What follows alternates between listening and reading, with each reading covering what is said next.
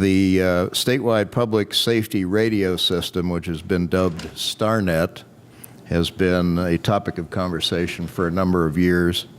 And I see that in this budget request, there's about a request for 3% increase in funding, $1.4 million, to upgrade to what is known as the P25 Open Standards Technology System. I wonder if you could bring us up to speed on where we stand with StarNet and what P25, if fully implemented, will do for the troopers. Representative, I'd be happy to answer that question for you. I'm very happy to report to you that the current StarNet project, the P25 radio program project, would you move the mic closer? Again, remind everybody, if you would, keep the mics close to you, because with room, it doesn't carry very well. Representative, I'm proud to report to you that the P25 radio project is on schedule and on budget.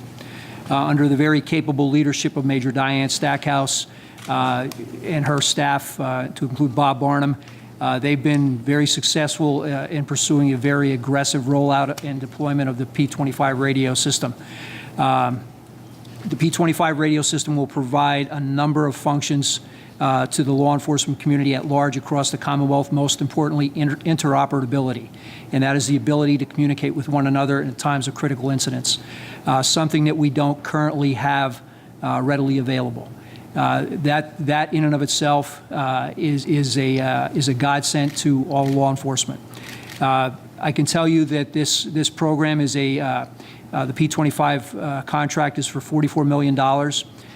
When you look back over time, what was spent on the 800 megahertz system, it's a very small investment, if you will, but I believe that it's going to return a greater value to the law enforcement community and first responders across the Commonwealth.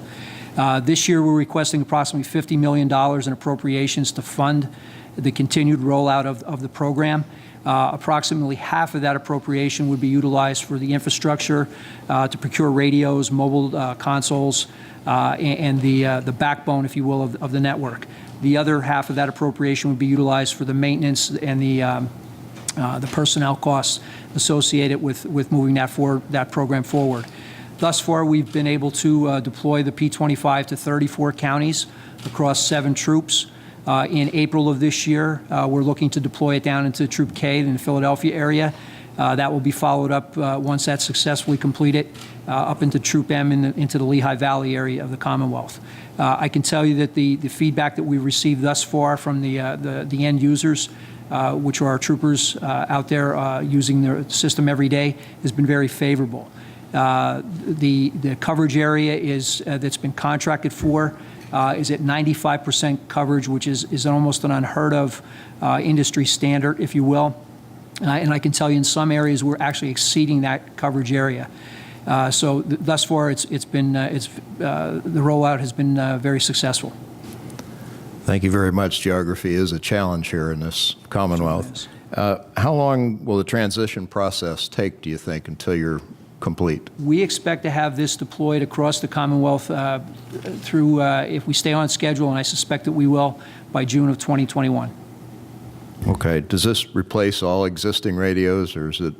I'm not quite clear on that. We're currently operating in those areas that do not have the P25, and those troops that do not have the P25.